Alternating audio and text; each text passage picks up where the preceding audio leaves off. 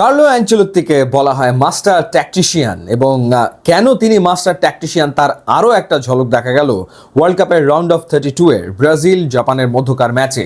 First হাফে Japan 1 গোলে এগিয়ে, সেকেন্ড হাফে ব্রাজিল ট্রিমেন্ডাস প্রেসারে খেলায় ফিরতে খেলায় জিততে তাদেরকে গোল করতে হবে এবং সেকেন্ড হাফে কার্লো অ্যানচেলত্তি প্রথম যে চেঞ্জটা করলেন, পাকেতার পরিবর্তে মাঠে নামালেন ইয়াং এনরিককে এবং দ্বিতীয় যে চেঞ্জটা করলেন কুনিয়ার পরিবর্তে মাঠে নামালেন মার্তিনেল্লিকে।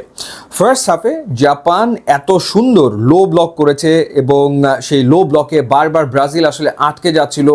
বল পজিশনে তারা এগিয়ে, বল তাদের পায়ে, কিন্তু কোনোভাবেই জাপানের ডিফেন্স তারা ভাঙতে পারছিল না, কোনোভাবেই না। ভিনিসিয়াস জুনিয়র চেষ্টা করছিলেন, এরপর পাকেতা চেষ্টা করেছেন, কিংবা রায়ান রাইট সাইড থেকে চেষ্টা করেছেন, কেউই কিছু আসলে করতে পারছিলেন না। উল্টো যেটা হয়েছিল সেটা হলো কাউন্টার অ্যাটাকে সানো অল অফ এ সাডেন তিনি গোল করে ফেলেন। এলিসন বেকার শট ঠেকাতে পারেননি এবং সেখানে ডেফিনেটলি কাসেমিরোর তো ভুল ছিল।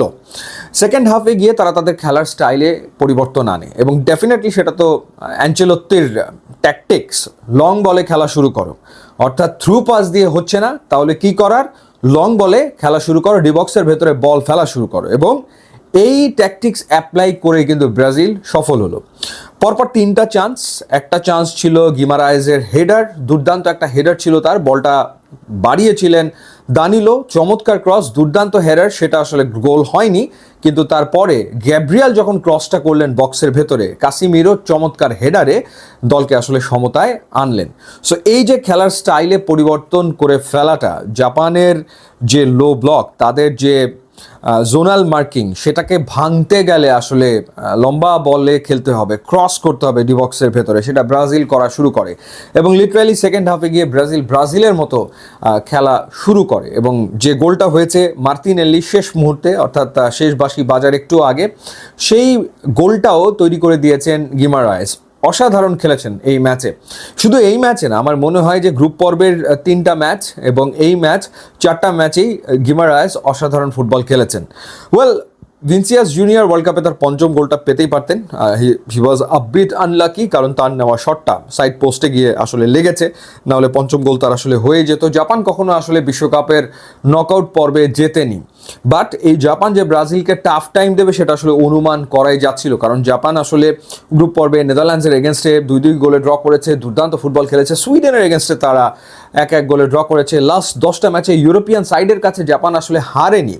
তো সেই কারণেই এটা অনুমান করাই যাচ্ছিল যে জাপান আসলে সহজে ছাড়বে না। সেই ক্ষেত্রে জাপানের ডিফেন্স ব্রাজিল আসলে কেমন করে ভাঙবে, সেই জায়গাটাতে অনেকে নেইমারের কথা চিন্তা করছিলেন যে নেইমারকে প্রয়োজন পড়বে, কিন্তু কার্লো অ্যানচেলত্তি তিনি আসলে এই প্রথম সেম 11 নামিয়েছেন। মানে সচরাচর তিনি আসলে সেম 11 নামান না, আনচেঞ্জড 11 নিয়ে তিনি খেলেন না, কিন্তু এবার তিনি খেলেছেন জাপানের এগেনস্টে এবং তারপরে যে চেঞ্জগুলো তিনি করেছেন সেই চেঞ্জগুলো ফলপ্রসূ হয়েছে। সেকেন্ড হাফে ব্রাজিল অনেক বেশি অ্যাগ্রেসিভ ফুটবল খেলেছে, অনেক বেশি অ্যাটাক করেছে এবং সেখান থেকেই তারা 2টা গোল আদায় করে নিয়েছে। সো 1-0 থেকে পিছিয়ে 2-1-এ ম্যাচ জেতাটা সহজ না এবং সেই কাজটা ব্রাজিল করেছে এবং সেই কারণে তারা অনেকটা নির্ভর। এবং জাপানের আরেকটা দারুণ টেকনিক ছিল, সেটা হচ্ছে যে প্রফেশনাল ফাউল। তারা সব মিলিয়ে 13টা ফাউল করেছে এবং প্রত্যেকটা ফাউল এমন সময় যখন আসলে ব্রাজিল প্রেস করছে, ব্রাজিল ভেতরে ঢোকা শুরু করবে, ঠিক ওই মুহূর্তে ফাউল। সো এরকম 13টা ফাউল করেছে, যেটাও আসলে তাদের জাপানের একটা ট্যাকটিক্স ছিল। সো জাপানের এটাই টেকনিক ছিল যে তারা ডিফেন্সটা দুর্দান্ত করে যাবে, লো ব্লক ক্রিয়েট করবে এবং ট্রানজিশনাল যে ফেজ আসবে, ট্রানজিশনালে তারা এত দ্রুত আসবে, সেখান থেকে তারা রেজাল্ট বের করবে, যেমনটা তারা করেছিল ফার্স্ট হাফে, কিন্তু সেটা আসলে সেকেন্ড হাফে তারা আর করে উঠতে পারেনি। সো ব্রাজিল চলে গেল রাউন্ড অফ 16-এ। এখন রাউন্ড অফ 16-এ তারা মুখোমুখি হবে নরওয়ে এবং আইভরি কোস্টের মধ্যকার ম্যাচে যেই দল জিতবে সেই দলের। সো দেখার ব্যাপার যে সেই ম্যাচে ব্রাজিল কেমন করে, বাট ইনজুরি একটা বড় কনসার্ন হয়ে যাচ্ছে ব্রাজিলের জন্য। Neymar is not fully fit, সেটা তো বোঝাই যাচ্ছে। রাফিনা নেই ইনজুরির কারণে।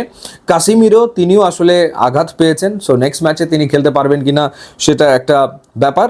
সো সেই ক্ষেত্রে দেখার বিষয় যে কীভাবে ব্রাজিল নিজেদেরকে সেট করে for the next match. But Carlo Ancelotti master tactician, মানে রিয়াল মাদ্রিদে তিনি কত ম্যাচ জিতেছেন শেষ মুহূর্তের ম্যাজিকে, শেষ মুহূর্তে কোনো একটা ক্যারিশমা করে, শেষ মুহূর্তে কোনো একজন প্লেয়ারকে মাঠে নামিয়ে।